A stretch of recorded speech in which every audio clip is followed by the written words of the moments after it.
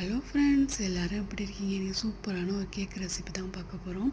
இது நான் எப்போதும் ட்ரை பண்ணுறது தான். சூப்பராக இருக்கும். பசங்களாம் ரொம்ப விரும்பி சாப்பிடுவாங்க. நீங்களும் ட்ரை பண்ணி பாருங்கள். எவ்வளோ சூப்பராக வெந்திருக்கு பார்த்தீங்களா? லேயர்ஸாக சூப்பராக வெந்திருக்கு. நல்லா சாஃப்டாகவும் இருந்துச்சு. பாருங்கள், உங்களுக்கு பார்த்தாலே தெரியும். சூப்பராக இருக்குது. நீங்கள் செஞ்சு பார்த்துட்டு எப்படி இருக்குன்னு சொல்லுங்கள். கண்டிப்பாக நீங்கள் செஞ்சு பாருங்கள். பிள்ளைங்களுக்கு ரொம்ப பிடிக்கும். இதுக்கு பார்த்தீங்கன்னா பேக்கிங் பவுட்ரு, வெனிலா எசன்ஸ், 3 முட்டை, 1 கப்பு கோதுமை மாவு, அதுக்கப்புறம் ஆயில் எடுத்திருக்கேன். ஜீனி 1 கப்பு, இவ்வளோதாங்க. இது ஜீனி, முட்டை, ஆயில் இது 3த்தையும் நம்ம மிக்ஸியில் போட்டு அடித்து எடுத்துக்கலாம். அப்போ நம்மளுக்கு க்ரீம் பதத்துக்கு நல்லா சூப்பராக இருக்கும். நம்ம அந்த விஸ்கு வச்சு அதெல்லாம் எதுவும் பண்ண வேணாம். இது க்ரீமாக சூப்பராக மிக்ஸிலே நம்ம ரெடி பண்ணிக்கலாம்.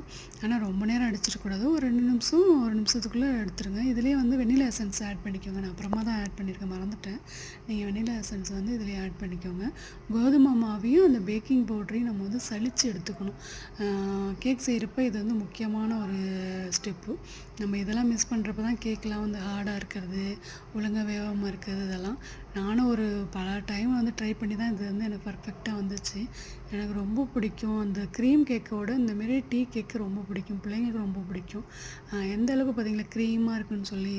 இதுதான் இதோட பதம் கரெக்டாக இருக்கும். நம்ம மாவு மிக்ஸ் பண்ணுறப்ப கொஞ்சம் கவனமாக ஒரே சைடு மிக்ஸ் பண்ணணும். அதுவும் இதில் ஒரு ஸ்டெப்பு. பாருங்கள் எந்த அளவுக்கு நம்மளுக்கு சூப்பராக க்ரீமாக இருக்குன்னு சொல்லிட்டு. அதுக்கப்புறம் பட்டர் சீட்லாம் யூஸ் பண்ணல. சும்மா மாவை டஸ்ட் பண்ணிட்டு ஆயில் கொஞ்சம் இது பண்ணிட்டு மாவை மட்டும் டஸ்ட் பண்ணேன். அவ்வளோதான். சூப்பராக வந்திருக்கு பாருங்கள். ஒட்டெல்லாம் ஒட்டாது. பயப்படாமல் செய்யுங்க. சூப்பராக இருக்கும். ஆனால் செய்கிறப்போ ஒரு 2 வாட்டி 3 வாட்டி நம்மளுக்கு கொஞ்சம் இதாக தான் இருக்கும். மறுபடியும் செய்ய கரெக்டாக வந்துடும். நான் நிறையா டைமும் எனக்கு சொதப்பியிருக்கு. ஆனால் செய்ய கரெக்டாக சூப்பராக வந்துடுச்சு. பிள்ளைங்களுக்கு ரொம்ப பிடிக்கும். இது கோதுமை மாவில் செஞ்சிங்கன்னா இன்னும் டேஸ்ட்டாக இருக்கும். நான் கோதுமை மாவில் தான் எப்போதும் செய்வேன். மைதாவோட கோதுமை தான். இன்றைக்கி இட்லி பாத்திரத்தை தான் செஞ்சுருக்கேன் பாருங்கள். ஒரு 30 நிமிஷத்துக்கு நம்ம லோ ஃபயரில் சிம்மில் வச்சு எடுங்க.